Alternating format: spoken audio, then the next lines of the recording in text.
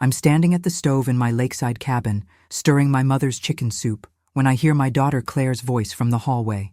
Mom's been so forgetful lately. Her words are calm, rehearsed, meant for the man beside her, not for me. But I hear every syllable. My hands don't shake. My breath stays steady. Because they don't know I've already found the forged psychiatric report in Mark's briefcase, or that I've been flushing their memory pills down the sink for weeks. They think I'm fading. They think I'll vanish quietly in my sleep. What they don't know is that I've been recording every word, and Grandpa's secret crawl space under the hearth is still waiting. Friends, before we dive into this story, I want to ask for a small favor. If you're watching this, please hit subscribe, give this video a like, and drop a comment below letting me know where you're listening from. Your city, your country, your corner of the world. Your support means more than you know, especially for stories like mine that need to be heard. I'm crouched in the dark beneath the hearth, my back pressed against cold rock, listening to the muffled thump of footsteps overhead.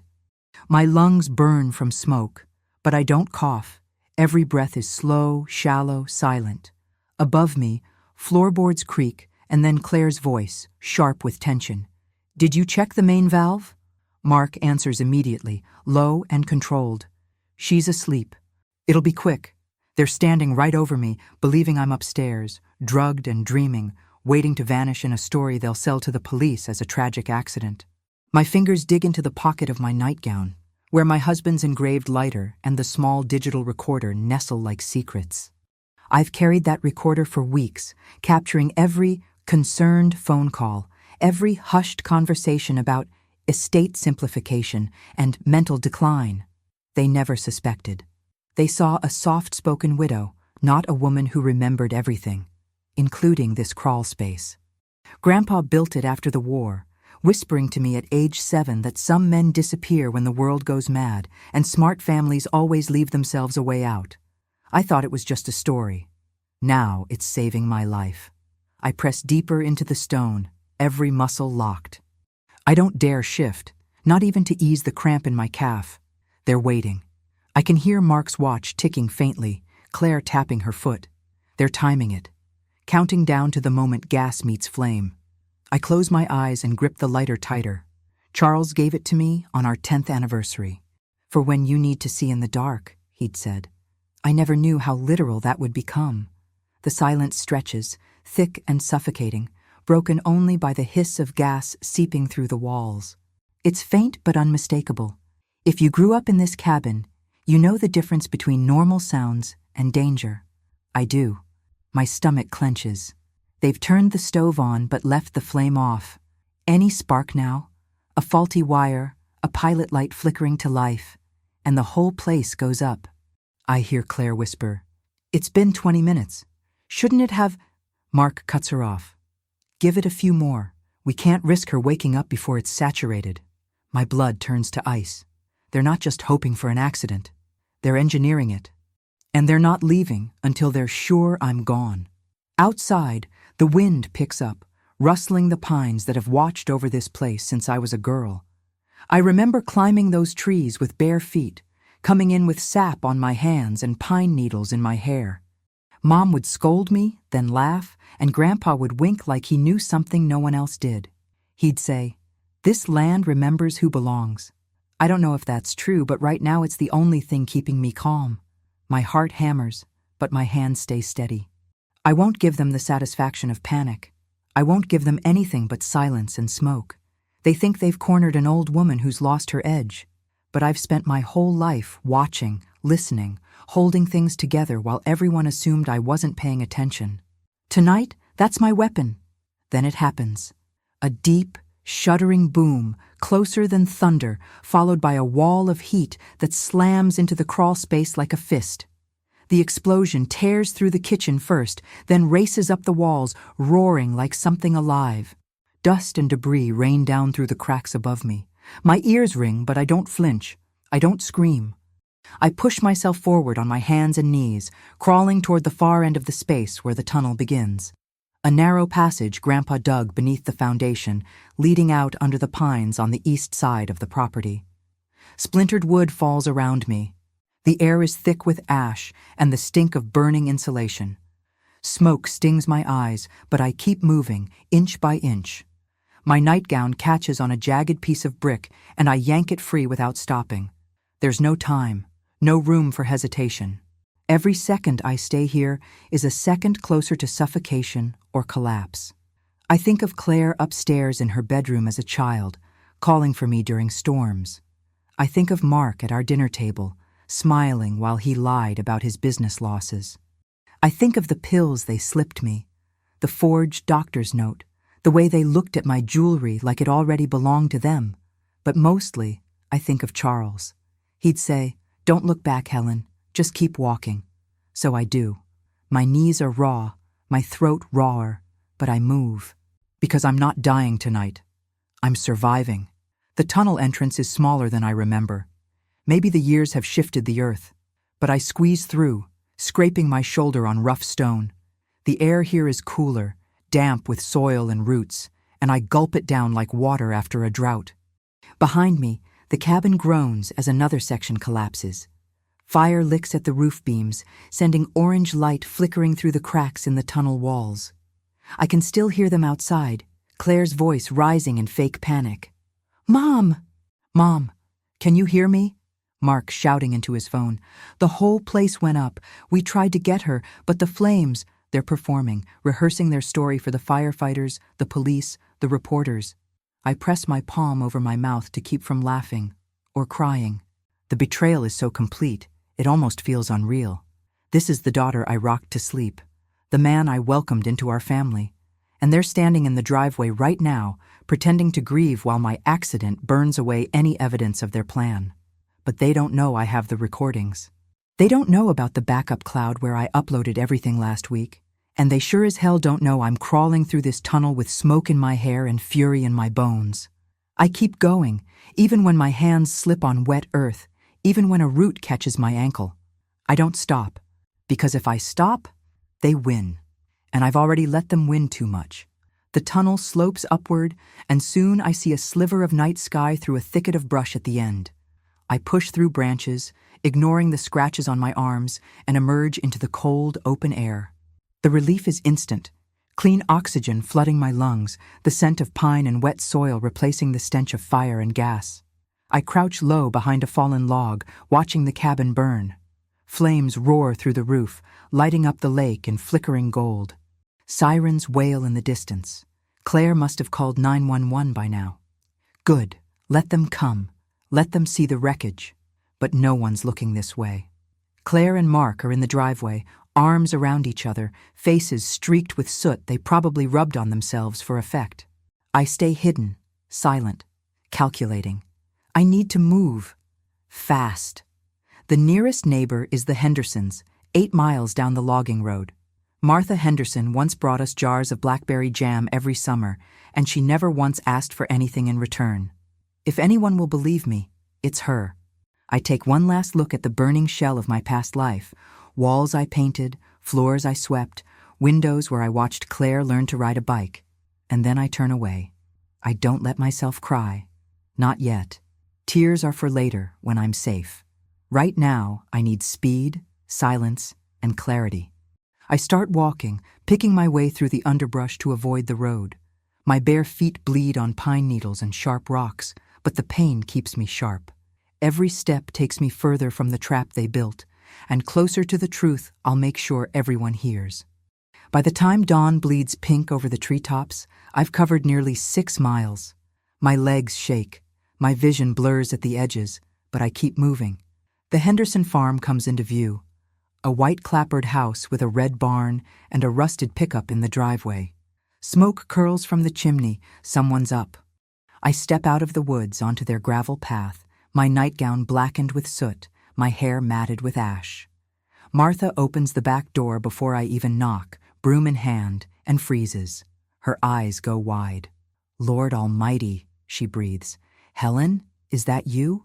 I nod, too exhausted to speak. She drops the broom and pulls me inside without another word, wraps me in a wool blanket, puts a mug of strong tea in my hands, and doesn't ask a single question until I've stopped shivering. Then she sits across from me at the kitchen table. her voice low and steady. "Tell me what happened." I take a breath, and for the first time since Claire said, "Mom's been so forgetful lately," I let the truth out, but only part of it. "The cabin caught fire," I say quietly. "I barely got out." She studies my face, then nods. "I saw the smoke. Claire and Mark showed up at the station an hour ago, saying you were gone." Her eyes narrow. "But you're not gone, are you?" I shake my head. "No, and I need to call Eleanor." Martha hands me the phone without hesitation. As I dial my oldest friend's number, I feel something shift inside me. Not hope, not yet, but resolve. They tried to erase me, but I'm awake. And I have every word they said, every lie they told, every plan they made.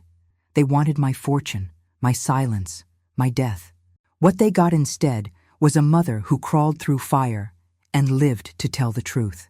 I'm crouched in the dark beneath the hearth, my back pressed against cold rock, listening to the muffled thump of footsteps overhead. My lungs burn from smoke, but I don't cough. Every breath is slow, shallow, silent. Above me, floorboards creak, and then Claire's voice, sharp with tension. "Did you check the main valve?" Mark answers immediately, low and controlled. "She's asleep. It'll be quick." They're standing right over me, believing I'm upstairs, drugged and dreaming, waiting to vanish in a story they'll sell to the police as a tragic accident. My fingers dig into the pocket of my nightgown, where my husband's engraved lighter and the small digital recorder nestle like secrets. I've carried that recorder for weeks, capturing every concerned phone call, every hushed conversation about estate simplification and mental decline. They never suspected. They saw a soft-spoken widow, not a woman who remembered everything, including this crawl space. Grandpa built it after the war, whispering to me at age 7 that some men disappear when the world goes mad, and smart families always leave themselves a way out. I thought it was just a story. Now it's saving my life. I press deeper into the stone, every muscle locked. I don't dare shift, not even to ease the cramp in my calf. They're waiting. I can hear Mark's watch ticking faintly, Claire tapping her foot. They're timing it, counting down to the moment gas meets flame. I close my eyes and grip the lighter tighter. Charles gave it to me on our 10th anniversary. "For when you need to see in the dark," he'd said. I never knew how literal that would become. The silence stretches, thick and suffocating, broken only by the hiss of gas seeping through the walls. It's faint but unmistakable. If you grew up in this cabin, you know the difference between normal sounds and danger. I do. My stomach clenches. They've turned the stove on but left the flame off. Any spark now, a faulty wire, a pilot light flickering to life, and the whole place goes up. I hear Claire whisper, "It's been 20 minutes. Shouldn't it have—" Mark cuts her off. "Give it a few more. We can't risk her waking up before it's saturated." My blood turns to ice. They're not just hoping for an accident. They're engineering it. And they're not leaving until they're sure I'm gone. Outside, the wind picks up, rustling the pines that have watched over this place since I was a girl. I remember climbing those trees with bare feet, coming in with sap on my hands and pine needles in my hair. Mom would scold me, then laugh, and Grandpa would wink like he knew something no one else did. He'd say, "This land remembers who belongs." I don't know if that's true, but right now it's the only thing keeping me calm. My heart hammers, but my hands stay steady. I won't give them the satisfaction of panic. I won't give them anything but silence and smoke. They think they've cornered an old woman who's lost her edge. But I've spent my whole life watching, listening, holding things together while everyone assumed I wasn't paying attention. Tonight, that's my weapon. Then it happens. A deep, shuddering boom, closer than thunder, followed by a wall of heat that slams into the crawl space like a fist. The explosion tears through the kitchen first, then races up the walls, roaring like something alive. Dust and debris rain down through the cracks above me. My ears ring, but I don't flinch. I don't scream. I push myself forward on my hands and knees, crawling toward the far end of the space where the tunnel begins. A narrow passage Grandpa dug beneath the foundation, leading out under the pines on the east side of the property. Splintered wood falls around me. The air is thick with ash and the stink of burning insulation. Smoke stings my eyes, but I keep moving, inch by inch. My nightgown catches on a jagged piece of brick, and I yank it free without stopping. There's no time, no room for hesitation. Every second I stay here is a second closer to suffocation or collapse. I think of Claire upstairs in her bedroom as a child, calling for me during storms. I think of Mark at our dinner table, smiling while he lied about his business losses. I think of the pills they slipped me, the forged doctor's note, the way they looked at my jewelry like it already belonged to them. But mostly, I think of Charles. He'd say, "Don't look back, Helen, just keep walking." So I do. My knees are raw, my throat rawer, but I move. Because I'm not dying tonight. I'm surviving. The tunnel entrance is smaller than I remember. Maybe the years have shifted the earth.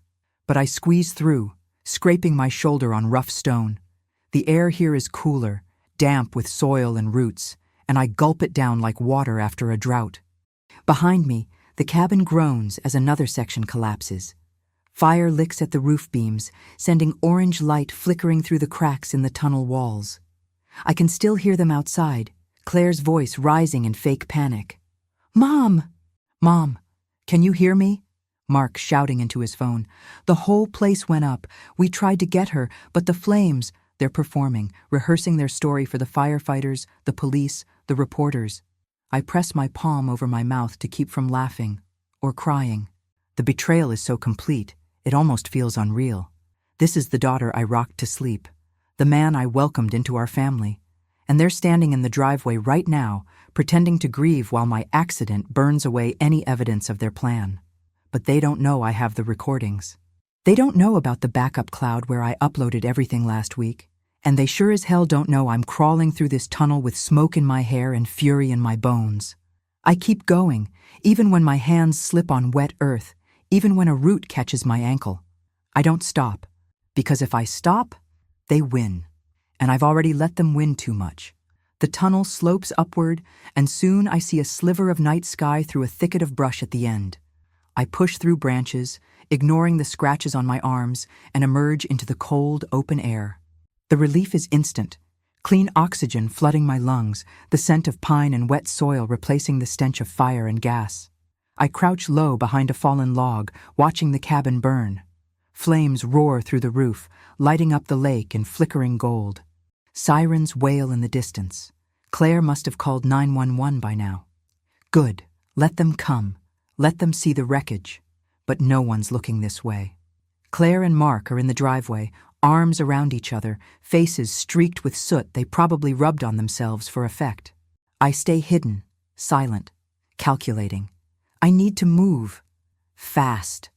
The nearest neighbor is the Hendersons, 8 miles down the logging road. Martha Henderson once brought us jars of blackberry jam every summer, and she never once asked for anything in return. If anyone will believe me, it's her. I take one last look at the burning shell of my past life, walls I painted, floors I swept, windows where I watched Claire learn to ride a bike, and then I turn away. I don't let myself cry. Not yet. Tears are for later, when I'm safe. Right now, I need speed, silence, and clarity.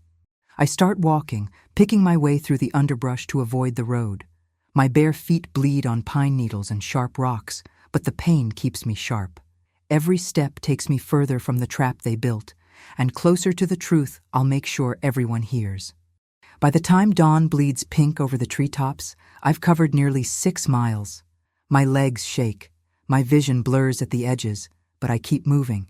The Henderson farm comes into view. A white-clappered house with a red barn and a rusted pickup in the driveway. Smoke curls from the chimney, someone's up.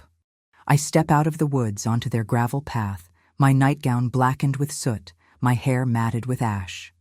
Martha opens the back door before I even knock, broom in hand, and freezes. Her eyes go wide. "Lord Almighty," she breathes. "Helen, is that you?" I nod, too exhausted to speak. She drops the broom and pulls me inside without another word, wraps me in a wool blanket, puts a mug of strong tea in my hands, and doesn't ask a single question until I've stopped shivering. Then she sits across from me at the kitchen table, her voice low and steady. "Tell me what happened." I take a breath. And for the first time since Claire said, "Mom's been so forgetful lately," I let the truth out, but only part of it. "The cabin caught fire," I say quietly. "I barely got out." She studies my face, then nods. "I saw the smoke. Claire and Mark showed up at the station an hour ago, saying you were gone." Her eyes narrow. "But you're not gone, are you?" I shake my head. "No, and I need to call Eleanor." Martha hands me the phone without hesitation. As I dial my oldest friend's number, I feel something shift inside me. Not hope, not yet, but resolve. They tried to erase me, but I'm awake. And I have every word they said, every lie they told, every plan they made. They wanted my fortune, my silence, my death. What they got instead was a mother who crawled through fire and lived to tell the truth. My feet are bleeding by the time I reach the gravel driveway of the Henderson farm, the sky just starting to lighten behind the trees. Every step after the cabin felt like walking on broken glass. Pine needles, rocks, frozen mud, all cutting into my bare soles. But I didn't stop, not once. My nightgown is blackened with soot, my hair matted with ash, and the sharp smell of smoke clings to my skin like a second layer. I raise my hand to knock on the back door, but it's shaking so badly I have to steady it against the wood. When Martha opens the door in her faded flannel nightgown, her eyes go wide, and she lets out a small gasp, like I'm a specter risen from last night's fire. Maybe I am. I don't look like a person anymore. Just a trembling shadow with blood on her heels and fear still humming in her bones. "Martha," I whisper, and my voice cracks like dry kindling. "The cabin caught fire. I barely got out." She doesn't ask questions, doesn't hesitate, just pulls me inside like I'm family, which, in a way, I am. We've shared tomatoes from her garden and jars of her blackberry jam for 20 years. She wraps me in a thick wool blanket before I've even fully crossed the threshold and turns on the kettle like this is any ordinary morning. I don't tell her everything, not yet. I just need a phone. I need to call Eleanor. Martha sets a steaming mug of chamomile tea in front of me at the kitchen table, the kind with the chipped blue rim I've drunk from 100 times before. She doesn't ask why I have no shoes, why my hands are scraped raw, why I smell like a campfire gone wrong.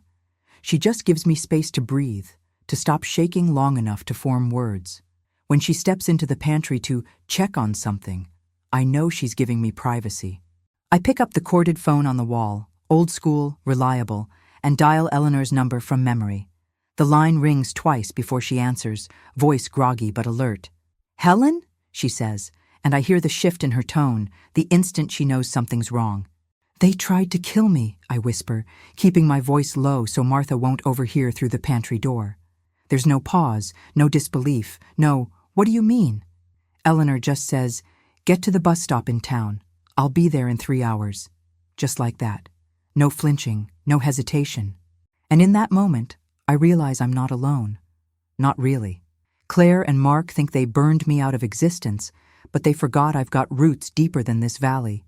Friends who've known me longer than my own daughter has been alive. I don't cry. Not yet. Not with Martha bustling back in with socks and a pair of her husband's old slippers. "Here," she says, kneeling like I'm royalty, sliding them onto my swollen feet. "You'll catch your death standing barefoot like that." Her kindness almost undoes me.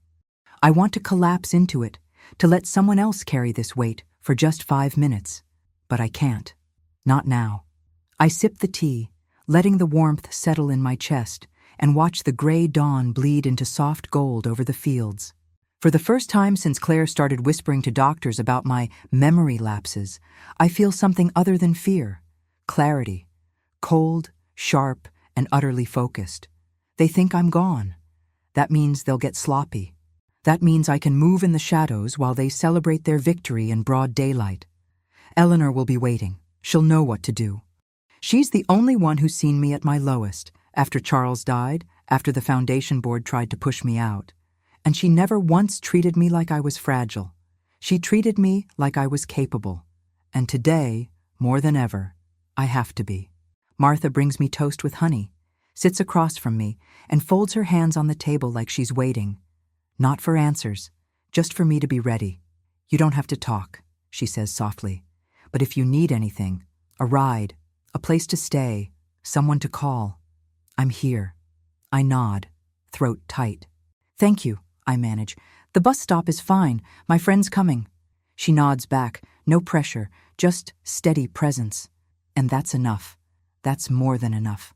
While I eat, slowly, carefully, because my stomach is still knotted from last night, I run through my plan in my head.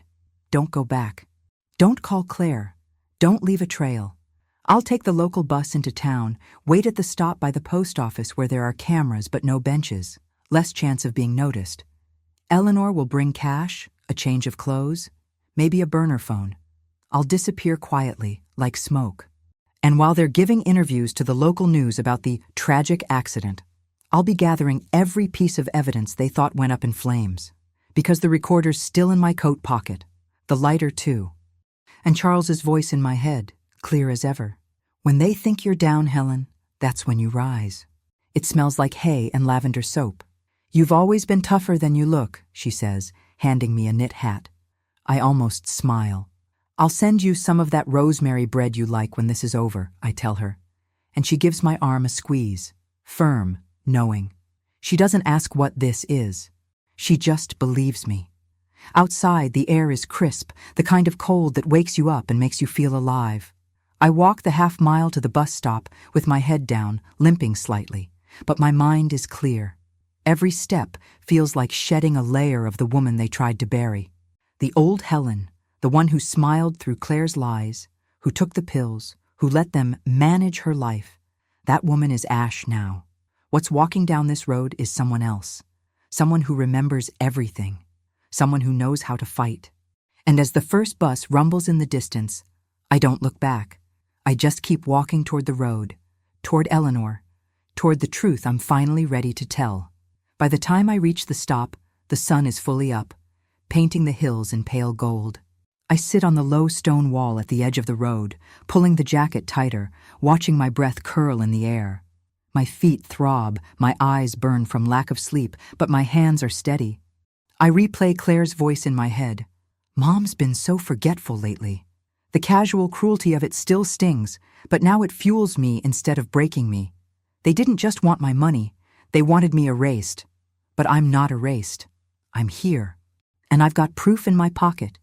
Recordings, notes, the whole rotten script they've been performing for months. Eleanor will know who to call, where to go, how to stay hidden until it's time to strike. For the first time in weeks, I feel like I can breathe. Not because I'm safe, far from it, but because I'm no longer pretending. The silence of those 8 miles taught me something. Fear only wins if you let it speak for you. And I've got my own voice now, clear, sharp, and ready. When the bus pulls up, I don't flinch. I just stand, smooth my coat, and walk toward it like I belong in this world. Because I do. And they're about to find out I never left. Sitting in Eleanor's sunlit kitchen in Sacramento, I spread out everything I smuggled out in my coat lining across her worn oak table. Printouts of Mark's emails printed at a gas station kiosk. A copy of the forged psychiatric evaluation with Dr. Foster's signature forged so cleanly it made my stomach turn, and screenshots I'd taken weeks ago of Claire texting their lawyer. Need to accelerate the timeline. She's asking too many questions. The paper edges curl from the dampness of my palms. Eleanor slides a steaming mug of black coffee toward me without a word, her eyes sharp behind wire-rimmed glasses. She's been my friend since we shared an apartment in Palo Alto after Charles and I moved west, back when we still believed the future was something we could build with our bare hands. They've been doing this to others too, she says quietly, and pulls a manila folder from her tote bag. Inside are news clippings, police reports, obituaries. Wealthy widows in their 60s and 70s, all tragic accidents. A fall down the stairs, a fire in the kitchen, a drowning in the pool. Each story features a grateful heir, a rushed funeral, and assets transferred within days. I read one headline aloud. Heiress found dead after apparent cooking mishap. My voice cracks. That woman lived 3 towns over from me. Eleanor taps a yellowed article with her finger. Look at the doctor's name, she says. I lean closer. Dr. Lyle Reeves. The name appears again in another clipping, signed off on advanced dementia for a retired engineer who died in a garage fire. And again, a stroke victim declared incompetent just weeks before her accidental overdose. My hands start to shake, not from fear this time, but from the slow, cold dread of understanding. This wasn't just Claire and Mark trying to steal my money. This was a machine, a quiet, efficient system built on the assumption that old women are invisible, that no one will question when they vanish. They picked me because I'm a widow with no siblings, because Charles is gone, because I've spent 40 years being the kind of woman who says thank you when handed coffee and never makes a scene. I thought I was cautious. I thought I was smart, but I was predictable. And to people like Reeves, predictability is weakness. I push the clippings away for a second, press my palms flat on the table to steady myself. How many? I ask. Eleanor doesn't flinch. At least 9 I've found in the last 2 years, all in Northern California. All with Reeves or someone in his network. Like I was a math problem, not a person. I remember how Mark used to smile at me across the dinner table, pat my hand, ask if I needed help with the thermostat, like I was already losing my mind. And Claire, my own daughter, standing in my hallway saying, "Mom's been so forgetful lately," while I stirred soup just feet away. They didn't just lie. They constructed an entire story around me, erasing who I really was and replacing me with a fragile, confused shell they could discard like trash. But what makes my chest tighten isn't the betrayal. It's the realization that I'm not special. I'm not unique. I'm just the latest in a line of women they thought wouldn't be missed. Eleanor watches me, her expression steady. "You're the first one who got out," she says.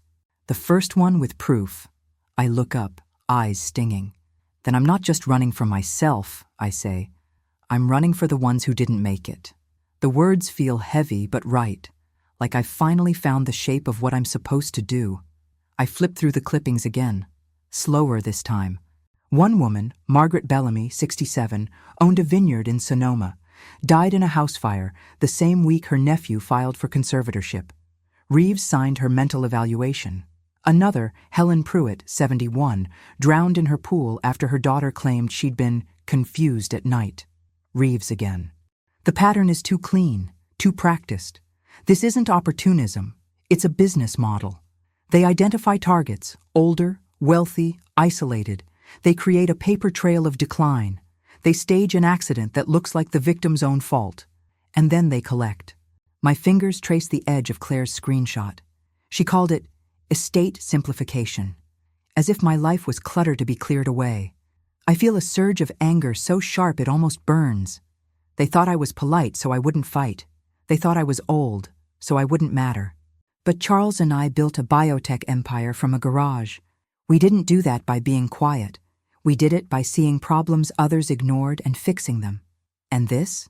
This is a problem that needs fixing. Eleanor refills my coffee and sits across from me, her voice low. Reeves is connected. He used to work with state medical boards. Lost his license once, but bounced back through private consultations. He's careful, always stays one step removed. I nod, mind racing. That's why they needed Claire and Mark, to be the face of concern, the loving family. Reeves stays in the background, signing forms, lending credibility. But what he doesn't know is that I have something his other victims didn't. A hidden recorder, cloud backups, and a daughter who got greedy enough to text her plan in plain sight. I gather the papers, stack them neatly, slide them into a folder Eleanor hands me. "We need to find the others," I say. "The families, the lawyers, anyone who might have pieces." Eleanor nods. "And we need to protect you. If Reeves finds out you're alive and talking..." She doesn't finish the sentence, but I know. They'll come harder. But I'm not the woman they locked in that cabin anymore. I'm the woman who crawled through fire and brought back the truth. I look out Eleanor's kitchen window, at the tomato plants on the sill, the birds in the oak tree, the ordinary piece of a life that wasn't built on lies. I won't let them take that from anyone else. My hands stop shaking. The coffee is bitter, but it grounds me. I think of Charles, how he'd say, "The best way to defeat a system is to expose its wiring." And that's exactly what I'll do. I won't just disappear into witness protection. I won't just save myself and vanish. I'll make sure every person who reads about Margaret Bellamy or Helen Pruitt knows what really happened.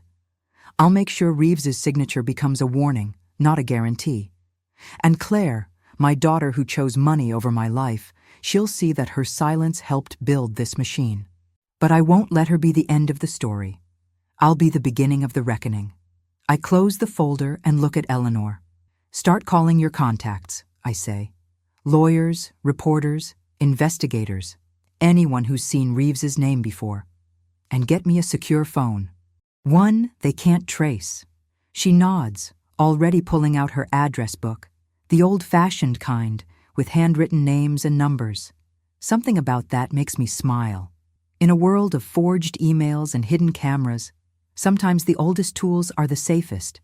I take a deep breath, the weight in my chest shifting from dread to purpose. They thought I was gone, but I'm just getting started, and I won't stop until no other woman has to burn alone. I watch the local news on Eleanor's laptop as Claire appears on screen, eyes red, voice trembling like she's about to break. My mother was so confused in her last days. We tried to help her, but the fire, it happened so fast. The camera zooms in, and there it is, the pearl necklace I gave her the day she married Mark, the one I inherited from my grandmother and had restrung just for her. She's wearing it like a prop in a play where I'm the inconvenient character who had to die so the story could move on. My stomach turns, and I have to swallow hard to keep from throwing up. But what hits me even harder than the nausea is the shame. Not at her, at myself. Because for months, maybe even years, I let this happen. I let her talk over me at dinner, let her take over my doctor visits, let her smile and say, "Mom just forgets things now," while I sat there nodding like it was true. I stopped correcting her. I stopped fighting. I smiled when she called me sweetie in that patronizing voice, like I was a toddler who needed her permission to exist. I played the part so well I almost believed it myself. And now, watching her cry on national TV while wearing a symbol of our family's love, I understand. I handed them the script. Eleanor sits beside me on the couch, silent at first, then reaches out and puts a warm hand on my shoulder. "You didn't know," she says softly, like that's supposed to comfort me. But I did know. Not all of it. Not the fire or the gas or the forged reports. But I knew something was wrong. I felt it in the way Mark's eyes lingered on my jewelry, in the way Claire started suggesting I let her handle the foundation accounts to reduce stress. I noticed when they swapped my vitamins for pills I didn't recognize. I just didn't want to face it. Because admitting it meant admitting my own daughter saw me as a burden. A stepping stone to a fortune she thought she deserved more than I did. And that hurt worse than any lie. So I stayed quiet. I kept smiling. I let them think they were protecting me while they were actually erasing me, piece by piece. Now they've burned the house down and called it an accident, and the world believes them because I trained everyone, including myself, to see me as fragile. The shame burns hotter than anger. Anger I can use. Shame. That's the kind of weight that drowns you if you let it. I close the laptop. The screen goes dark, but Claire's face is still there, burned into my mind. I stand up and walk to the bathroom without saying a word. Eleanor doesn't follow. She knows I need space. In the mirror above the sink, I look at myself. Hair still in the same soft silver bun I've worn for 20 years. The reading glasses I've had since Charles died. The cardigan I bought at the same store every fall. This is the uniform of the woman they wanted me to be. Harmless, predictable, forgettable. I take off the glasses and set them on the counter. I run my fingers through my hair, then pull it loose. It falls past my shoulders, fine and gray, the same color it's been since I was 50. But not for long. I go back to the living room and grab my purse. "I'm going out," I say. Eleanor looks up, concerned. "It's almost 8 p.m. "I know," I say. "I won't be long." At the 24-hour drugstore down the street, I buy a box of dark brown hair dye, a pair of cheap rectangular glasses with clear lenses, and a pair of scissors. The cashier doesn't even blink, just scans the items and says, "Rough day?" I almost laugh. You have no idea. Back in Eleanor's guest bathroom, I cut first. Snip by snip, my old self falls into the sink. Then I mix the dye and work it through what's left, watching the gray disappear under rich, anonymous brown. It's not vanity. It's strategy. If they think I'm dead, then Helen Whitaker, the soft-spoken widow in pearls and pastels, is gone. Good. Let them mourn her. Let them sleep easy, thinking the threat is buried in ash. When I look in the mirror again, I barely recognize myself. Short hair, sharp jawline, new glasses that make my eyes look darker, sharper. I look like someone who doesn't ask for permission, like someone who listens more than she speaks. But when she talks, people lean in. I splash cold water on my face and stare at this stranger.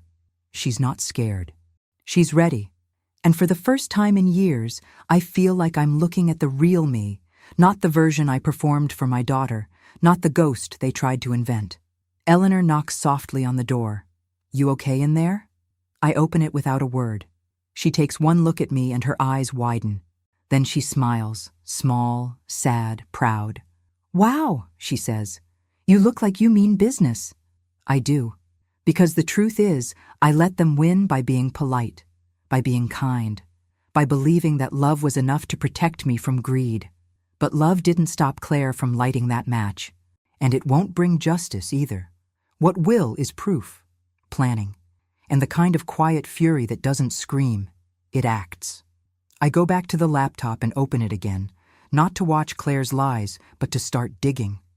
I pull up Mark's old business filings, Claire's social media, the Foundation's public records.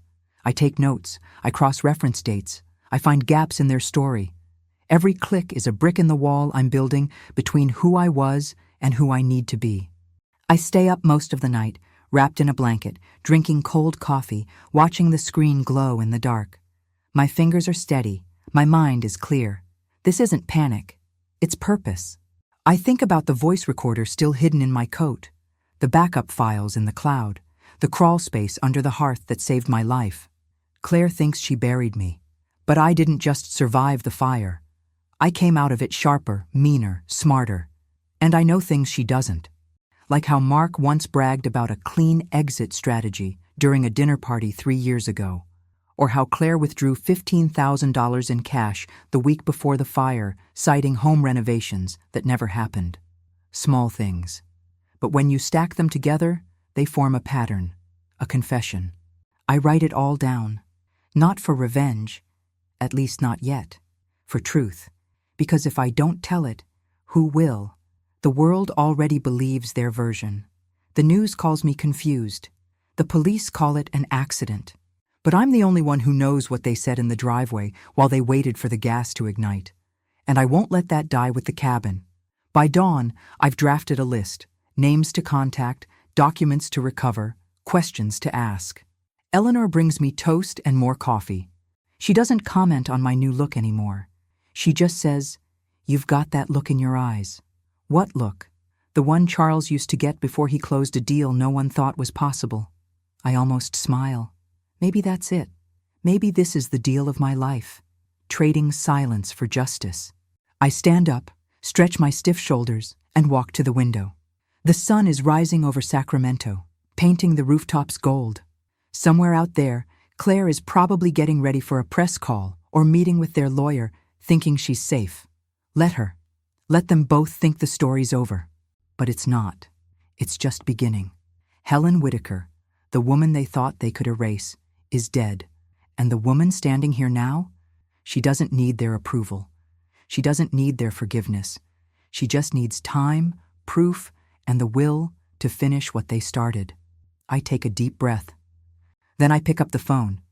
"Eleanor," I say, "do you still know that retired FBI investigator you mentioned?" She nods. "I'll call him today." "Good," I say, "because I've got work to do." I meet Daniel Ruiz, a retired FBI investigator Eleanor trusts, in a diner outside Modesto. The place smells like burnt coffee and frying bacon, and the vinyl booth seat is cracked in the corner.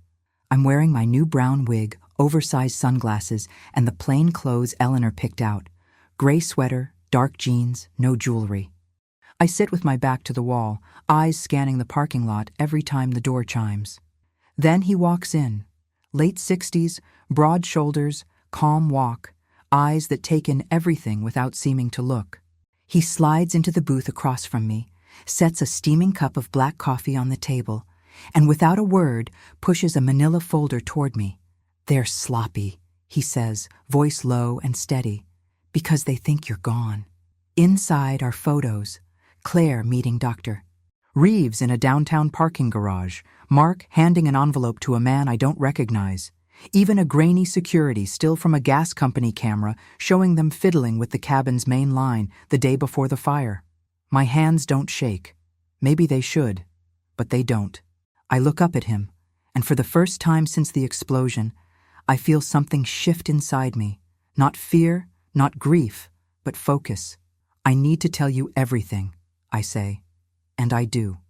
I start at the beginning, not the fire, but the pills, the way Claire's tone changed after Charles died, the forged psychiatric report, the night they drugged my wine and left the stove on, knowing I couldn't smell the gas like I used to. I tell him about Grandpa's crawl space beneath the hearth, how I slipped into it with nothing but my husband's lighter and the little digital recorder I'd started carrying when I realized they were watching me like I was a problem to solve, not their mother. Daniel doesn't interrupt once. He just listens, fingers tapping lightly on the table, eyes sharp but kind. When I mention the cloud backup, the one they didn't know about, he finally nods slowly, like a piece just clicked into place. "You recorded them planning it?" I pull the recorder from my coat pocket, press play, and let Claire's voice fill the space between us. She won't feel a thing. Daniel doesn't flinch. He just closes the folder, looks me in the eye, and says, "We've got enough to bring them down." But not yet. He leans forward. "They think you're dead. That's our advantage. I feel like bait, and I'm ready to let them think they won." Daniel explains that Claire and Mark have already started transferring assets, selling shares, closing accounts, moving money into an offshore shell company registered in the Cayman Islands. One transfer alone was $12 million, wired the morning after the fire. "They're celebrating," he says, calling it inheritance, hosting dinners. Mark's even shopping for a new yacht. The anger that should have burned me alive just sits cold and quiet in my chest. Good, I think. Let them spend it. Let them believe it's theirs. Because every receipt, every phone call, every arrogant move they make is another nail in their coffin. Daniel tells me Dr. Reeves isn't just some rogue doctor. He's part of a network. Elder abuse disguised as elder care. Wealthy widows, sudden dementia, tragic accidents, all clean, all profitable. "You're the first one who got out," Daniel says, "and you've got proof they can't explain away." I nod. That's not luck, that's preparation. Charles always said the best defense isn't hiding, it's knowing exactly when to strike. We spend the next hour going over timelines, bank records, voice logs. Daniel's got contacts in the FBI's Financial Crimes Unit, a judge who owes him a favor, and a tech guy who can trace encrypted emails without leaving a footprint. "We'll build a case so tight they won't know what hit them," he says, sketching a rough plan on a napkin. Claire's already scheduled interviews with the local news, talking about how heartbroken she is, how her mother struggled with memory in her final days. Let her talk, I say. The more she lies in public, the harder it'll be to walk it back. Daniel studies me. "You're not just surviving this," he says. "You're weaponizing it." I don't smile, but something in my chest loosens. I've spent months letting them believe I was fading, fragile, forgetful. Now I'll let them believe I'm gone. And while they toast their victory, I'll be gathering every thread they left behind, weaving a net they never saw coming. "I'll need your help staying off the grid," I tell him. "No credit cards, no phone, nothing traceable." He nods. "I've got a safe house near Lake Tahoe. No Wi-Fi, no landline, no neighbors for a mile. I'll take it." As we finish our coffee, Daniel slides a burner phone across the table. "This number only goes to me," he says. "If anything feels off, if you see their car, hear a strange noise, get a weird phone call, you call me." No hesitation. I tuck it into my pocket, heavy with promise. Outside, the wind kicks up dust on the highway, and the sky turns that soft gray that means rain is coming. For the first time since the fire, I don't feel hunted. I feel strategic. Claire thinks she erased me with gas and flame. But all she did was strip away the parts of me that were polite, that apologized for taking up space, that trusted family blindly. What's left isn't softer, it's sharper, and it remembers everything. I stand up, pull my jacket tighter, and meet Daniel's eyes. "Thank you," I say. He shakes his head. "Don't thank me yet. Thank me when they're in cuffs." I almost smile. "Then I'll thank you twice." We leave separately. Him first, me 10 minutes later, walking in opposite directions like strangers. But we're not strangers. We're allies. And for the first time in a long time, I don't feel alone in this fight. Back in Eleanor's car, I drive with the windows down, letting the cool air clear the diner smell from my clothes. My mind races, not with panic, but with clarity. I replay Claire's voice in my head. "Mom's been so forgetful lately." She said it like it was a fact, like she'd already written the ending. But stories aren't over until the last page, and I'm still writing mine. I think about the recorder in my pocket, the photos in Daniel's folder, the safe house waiting in the mountains. They think I'm gone. That means they'll get careless. They'll talk louder, move faster, spend recklessly. And every misstep will bring them closer to the moment I step out of the shadows and say, "Hello, Claire, miss me?" I don't feel revenge in my bones, just resolve. Justice isn't about pain. It's about truth. And I've got more truth than they know what to do with. As the road stretches ahead, I don't look back. I just keep driving, toward silence, toward safety, toward the day they realize the woman they tried to burn didn't turn to ash. She turned to fire. And fire doesn't die. It spreads.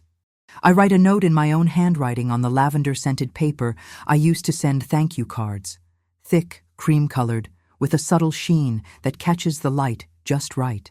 The scent still lingers faintly, like a ghost of better days. My pen hovers for only a second before I write. "You forgot the hearth has 2 doors, Claire."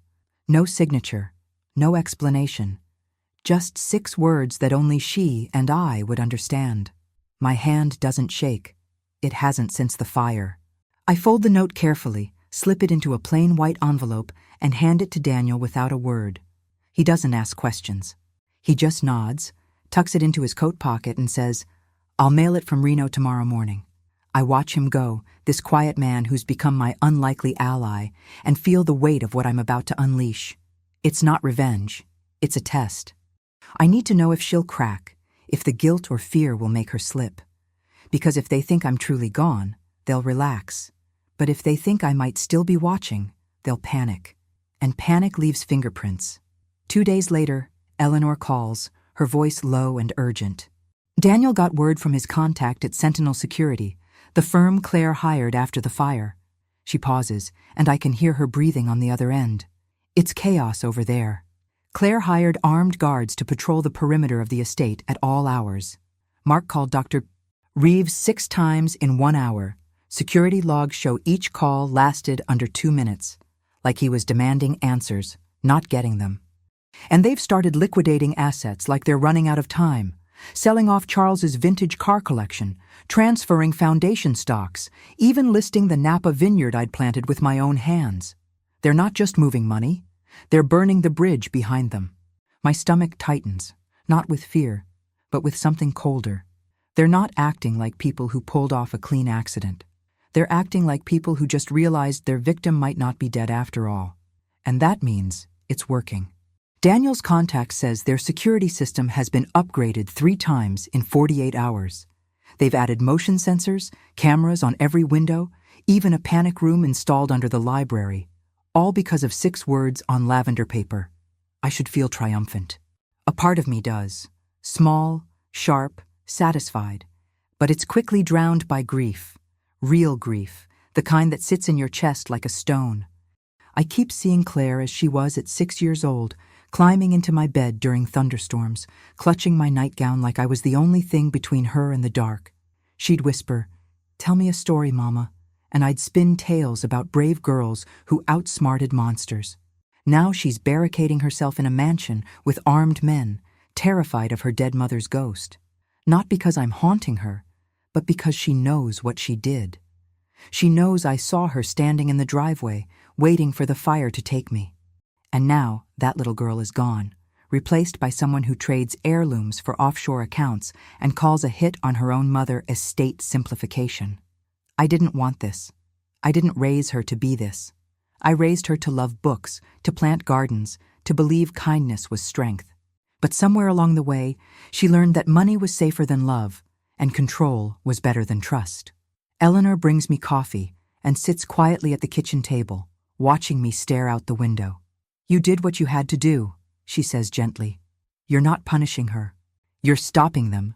I nod, but it doesn't ease the ache, because it's not just about Claire. It's about Mrs. Helen Pruitt, 71, who drowned in her pool last August after her nephew, concerned about her safety, took her to see Dr. Reeves. It's about Margaret Bellamy, whose cooking accident left her vineyard in Sonoma to a cousin she hadn't spoken to in 20 years, another Reeves patient. I hold the police report on Helen. She'd called her pastor the week before she died, saying, "My nephew keeps saying I'm not safe alone, but I feel safer when he's not here." They're using the same script: concern as a weapon, dementia as a cover, death as a solution. And if I stop now, if I let guilt silence me because Claire is my daughter, then I'm letting those women die all over again. I can't do that. I won't. That night, I spread the evidence across Eleanor's dining table. Bank records, security logs, news clippings, voice transcripts. Each one feels heavier than the last. I trace the line connecting Claire to Reeves, Reeves to half a dozen suspicious deaths, Mark to offshore shell companies with names like Horizon Legacy Holdings. It's all there, clean, cold, and calculated. And I realize something. They didn't just choose me because I was alone or rich. They chose me because I was predictable, because I'd spent my life being polite, trusting, believing family was sacred. They assumed I'd go quietly, like the others. But I'm not like the others. I survived. And now I'm using their greatest fear, that I remember everything, as a blade. Not to cut Claire down, but to expose the whole rotten machine she bought into. Still, when I close my eyes, I see her face. Not the woman in the news interviews, polished and rehearsed, but the child who used to braid dandelions into crowns for me. That's the wound that won't scab over. I didn't want this. But I can't stop now, not when I know they've done this before, not when I hold proof that another woman drowned in her pool last year after her nephew visited Dr. Reeves. So I take the grief and fold it away, like I folded that note. I tuck it into a drawer I won't open again until this is over, because right now, I'm not just a mother, I'm a witness, and the truth doesn't care about my heartbreak, it only cares that it's told. I pick up the phone and dial Daniel. "They're scared," I say. "Good. Let them be scared." Now we move faster. He doesn't ask what's next. He just says, "I'm on my way." And as I hang up, I look at my reflection in the dark window. Short hair, sharp eyes, no more pretending. Claire wanted me gone. But the woman she tried to erase? She's still here, and she's just getting started. I sit in a windowless room at FBI headquarters, the kind of place that feels built to hold secrets, not people. Fluorescent lights hum overhead, casting a flat, cold glow on the metal table and the two chairs on either side. Agent Ruiz sits across from me, notepad open, recorder running, eyes steady, but not unkind. He doesn't rush me. He just says, "Start wherever you need to." So I do. I tell him everything, word for word, breath for breath. I describe the way Claire's voice dropped when she said, "She won't feel a thing," like she was ordering takeout, not planning my murder. I tell him how Mark stood in the kitchen doorway, wristwatch ticking, counting the minutes until the gas would ignite. I recount every pill they swapped, every fake concern over dinner, every time they looked at me like I was already gone. My hands stay calm on the table, but inside, my chest is tight. Not from fear, from the weight of finally saying it out loud to someone who believes me. I pull out the digital recorder and press play. Claire's voice fills the room again, sharp and smug. Once she's gone, the foundation's ours. Mark's laugh follows, a short, dry sound that makes my skin crawl. Ruiz doesn't flinch, but his jaw tightens. Then I log into my secure cloud account and bring up the hidden camera footage I'd forgotten I even had. Until Eleanor reminded me I'd rigged a tiny lens in the cabin bathroom months before, just in case. The video shows Mark adjusting the gas line under the stove, while Claire stood guard at the window. They thought they were alone. They didn't know I'd backed up everything the night before the fire, just like Charles taught me. Always keep a copy where no one can burn it. Ruiz watches the screen silently, then looks up at me. You recovered this from a cloud backup? I nod. They thought I was too old to understand encryption, too slow to think ahead. He shakes his head, almost in awe. They had no idea who they were dealing with. He leans back, exhales slowly, and says, You're the first one who got out alive. His voice cracks just slightly, enough that I know this isn't just another case to him. That hits me harder than I expect. Until this moment, I thought I was fighting for myself, for justice, for survival, for the life they tried to steal. But now I see it's bigger. This isn't just about Claire's betrayal or Mark's greed. It's about every woman they erased and called confused, every widow whose sudden accident closed a bank account and opened a will. I think of the news clippings Eleanor showed me, Helen Pruitt, Margaret Bellamy, women whose names disappeared under layers of paperwork and fake concern. I didn't know them, but I know their story, and now I'm the one who can tell it. Ruiz slides a thick stack of papers across the table. This is your affidavit, he says. It lays out everything you've told me, plus the evidence. Once you sign it, there's no walking back. They'll know you're alive. They'll know you're talking. I don't hesitate. I pick up the pen and sign my name. Helen Whitaker. Clear, firm, no tremor. My signature hasn't looked this steady in years. In that moment, I feel something shift inside me. My name isn't Helen Whitaker, grieving widow, fragile and forgetful. It's Helen Whitaker, witness. And not just a witness to what happened to me, but to a pattern, a system, a quiet kind of violence that's been allowed to thrive because no one believed the victims, because they were old, because they were women, because they were alone. But I'm not alone anymore. And I'm done being silent. Ruiz collects the signed affidavit and places it in a sealed folder. We'll move fast, he says. Now that we have your testimony and this footage, we can bring in Dr. Reeves, freeze Mark's accounts, and put Claire under surveillance before they try to run. I nod. Don't let them sell the vineyard, I say. That land belonged to my mother. It's not theirs to liquidate. He makes a note. Then he looks at me, really looks at me. You realize this will be public, right? Once we file, the press will get hold of it. Your face, your name, your story. It'll be everywhere. I take a breath. Let them see it. Let them see what happens when you assume an old woman won't fight back. I'm not ashamed. I'm not hiding. What they tried to bury in fire, I'm going to drag into the light. And if my testimony helps one daughter recognize the signs before it's too late, or one widow question the helpful nephew who suddenly cares about her will, then every sleepless night, every mile walked barefoot through the pines, every moment of grief I've swallowed, it'll be worth it. Before I leave, Ruiz hands me a burner phone and a small card with a secure email address. You'll hear from us daily, he says. And if you feel unsafe for even a second, call this number. Day or night. I tuck the phone into my coat pocket, right next to Charles's lighter, the one I carried through the fire. As I walk out of the FBI building into the gray Sacramento afternoon, I don't feel like a victim returning to the shadows. I feel like a truth-teller stepping into the open. They thought I'd vanish in smoke and ash, but I'm still here, and they're going to hear me. Not as a whisper, not as a rumor, but loud, clear, and impossible to ignore. My name is Helen Whitaker, and I survived. Now it's their turn to burn. I walk into the boardroom of my own biotech foundation, the place my husband and I built from coffee-stained notebooks and all-night brainstorming sessions in our Palo Alto garage, and stop in the doorway. The room is exactly as I left it. Sleek glass table, the abstract painting Charles picked out to balance logic with chaos, the view of the bay through floor-to-ceiling windows. But the people inside are strangers wearing the faces of people I once loved. Claire spins around, coffee cup slipping from her hand and shattering on the polished concrete floor. Her face goes white, eyes wide, like she's seen a ghost. Mark drops his phone like it just burned him. Dr. Reeves stands up so fast, His chair topples backward with a loud clatter. "Impossible," he whispers, voice cracking. I don't say a word at first. I just stand there, letting them see me, alive, alert, and unbroken. I watch Claire's breath catch, her hands tremble. This isn't the rehearsed grief from the news interviews. This is raw, primal fear. And for a moment, I let myself feel it too. Not fear, but the deep ache of recognition.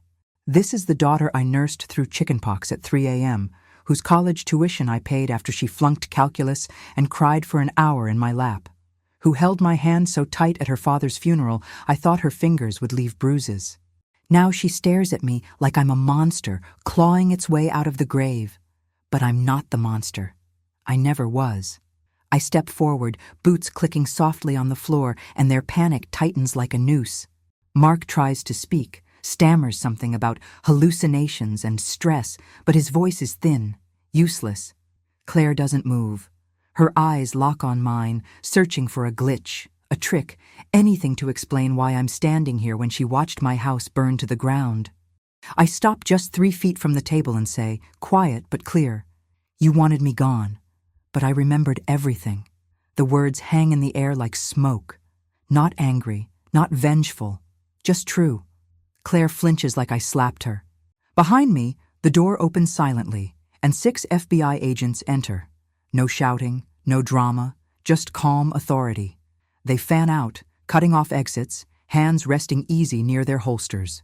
One steps to Claire's side, another moves toward Mark. "Doctor." Reeves tries to back away, but an agent blocks him with a steady gaze. "Victor Reeves," the lead agent says, "you're under arrest for conspiracy, fraud, forgery, and attempted murder." Reeves opens his mouth to protest, but no sound comes out. He looks at Claire like she betrayed him, not the other way around. And maybe she did. Maybe they all betrayed each other the moment they decided my life was worth less than my fortune. As the agents move in to cuff her, Claire doesn't resist. She just stands there, shoulders shaking, eyes fixed on me. Then, so quietly only I can hear it over the rustle of jackets and the click of handcuffs, she whispers, "I was pregnant." The words hit me like a gut punch. Not an excuse, not a defense, just a fact, raw and trembling. For one broken second, the mask cracks completely, and I don't see the woman who planned my death. I see my child, terrified, trapped in a life she thought she could control, now drowning in consequences she never imagined.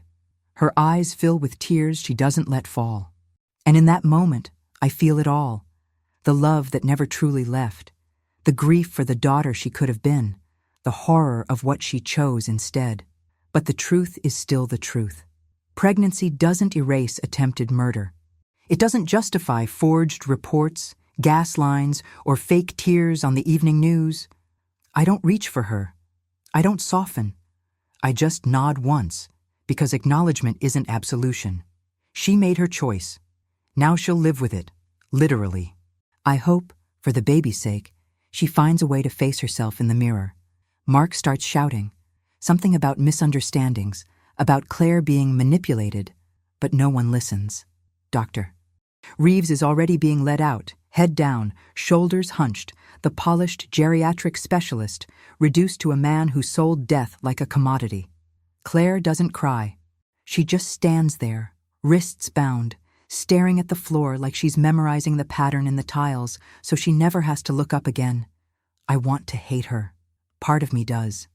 But another part, the part that rocked her to sleep, that saved every school drawing she ever made, aches in a way that has nothing to do with justice and everything to do with love gone wrong. The agents guide her toward the door, and she glances back at me one last time. No words, just a look that says, "I didn't think you'd survive." And maybe that's the cruelest part. She didn't just want me dead. She wanted to believe I was weak enough to disappear without a fight. But I was never weak. I was quiet. There's a difference. And today, silence ends. The room empties fast. Agents, suspects, even the foundation's stunned trustees who'd gathered for what they thought was a routine asset transfer meeting. I'm left standing alone at the head of the table, the same spot Charles used to occupy when he pitched our first investors. The coffee stain from Claire's cup spreads slowly across the floor like a dark confession. I don't clean it. Let it stay. Let it remind everyone what happens when greed masquerades as care. My hands are steady. My breath is even. I feel no rush of victory, no thrill of revenge. Just a deep, quiet certainty. This didn't end today. It began. Because Claire and Mark were just the visible rot. Dr. Reeves was the supplier. But the real disease is the system that lets people like them thrive, preying on elders, erasing lives, selling death as mercy. I pick up Claire's abandoned tablet from the table. Her notes are still open. Finalize liquidation of Palo Alto property by Friday. Transfer foundation funds to Horizon Holdings. Horizon. Another shell. Another lie. I power it off and hand it to the last agent lingering by the door. Evidence, I say. He nods. You did the right thing, Ms. Whitaker. I almost laugh. This wasn't about doing the right thing. It was about doing the necessary thing, and I'm not done yet. I walk to the window and look out at the bay, the same view Charles and I stared at the day we signed our first patent. Back then, we believed technology could heal the world. Maybe it still can. But first, we have to protect the people behind the progress. I pull out my phone and dial Eleanor. It's over, I say. They're in custody. She exhales like she's been holding her breath for weeks. Are you okay? I look at my reflection in the glass. Short hair, new glasses, no trace of the confused old woman they tried to invent. I will be, I say. And for the first time, I believe it. Claire's whisper echoes in my mind. I was pregnant. And I know this story isn't finished. There will be court dates, interrogations, late-night calls about prenatal visits and custody hearings. There will be pain, but also possibility, because even in the wreckage, life insists on growing. And I won't let that child inherit the same lies that poisoned his mother. I'll make sure he knows the truth, not just about what she did, but about who I really am. Not a ghost, not a victim. A woman who remembered everything and chose to fight back. The truth is still the truth. And today, it walked into the room and changed everything. I stand on the charred foundation of the lakeside cabin, wind in my hair, holding blueprints for a new kind of shelter, a center for elderly survivors of financial abuse named after my husband. The stones beneath my boots are blackened but solid, like bones that survived the fire. Around me, the pines have started to green again, their needles catching morning light like tiny blades of hope. I run my fingers over the rolled paper in my hands, the clean lines, the wide windows, the communal kitchen where people can sit and talk without fear. This won't be a house built on secrets or control. It'll be a place where truth is safe to breathe. Claire's in federal custody, sentenced to 12 years with a chance at parole after 8. She's pregnant again. Or was, before she went in. Mark's cooperating to reduce his sentence, feeding the FBI everything he knows about Dr. Reeves's network in exchange for a lighter cell. And Dr. Reeves? He's facing charges in 5 states, his license revoked, his reputation ash. Good. He preyed on women like me, selling death disguised as care. But I'm not just thinking about them right now. I've set up a trust for Claire's baby, a boy she named Daniel after Charles's father. I won't raise him. Not yet, maybe not ever. But I'll make sure he's protected, that he never has to choose between love and money the way his mother did. Eleanor brings coffee in 2 thick mugs, the kind we used to drink on rainy mornings back when the world felt smaller and safer. She doesn't say much, just hands me mine and stands beside me, looking out over the lake where the cabin once stood. You did it, she says finally, voice low. You didn't just survive. You built something from the wreckage. I nod, because words feel too heavy right now. What I feel isn't triumph. It's quiet exhaustion mixed with a strange kind of peace. Daniel Ruiz called last week. He said they've rescued 3 more potential victims because of our case.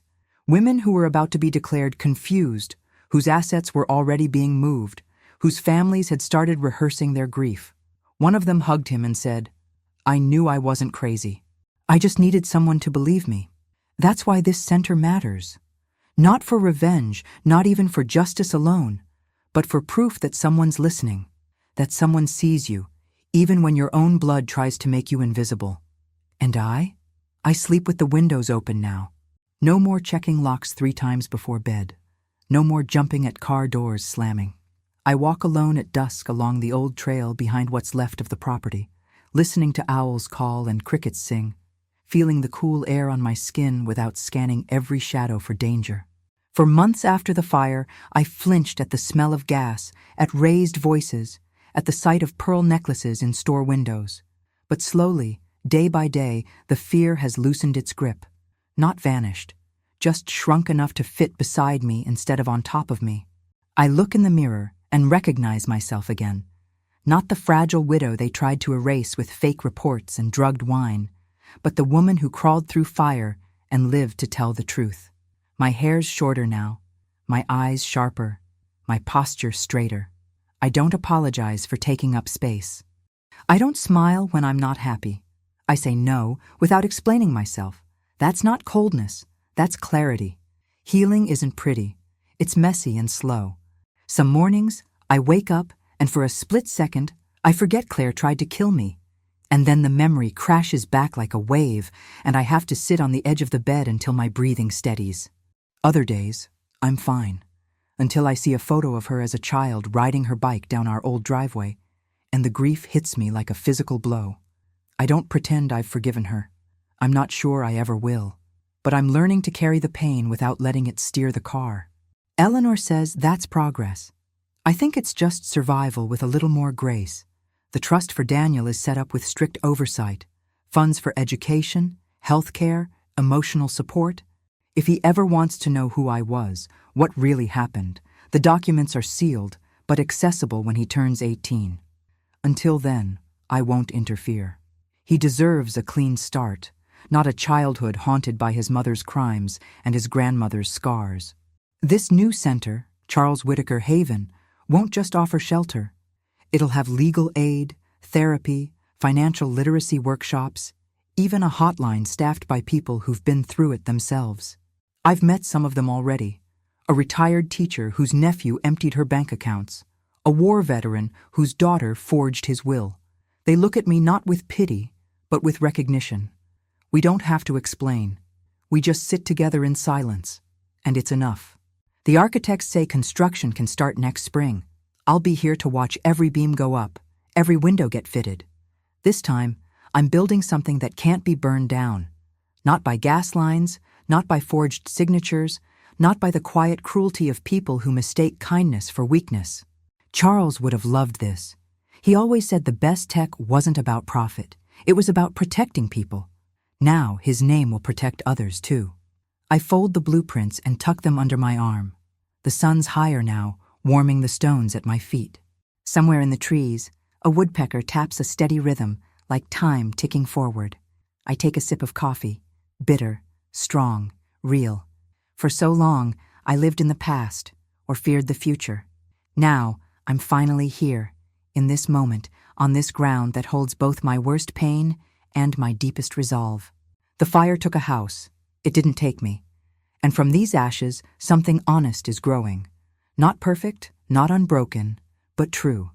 I turn to Eleanor and say, "Let's go. I've got calls to make about the zoning permit."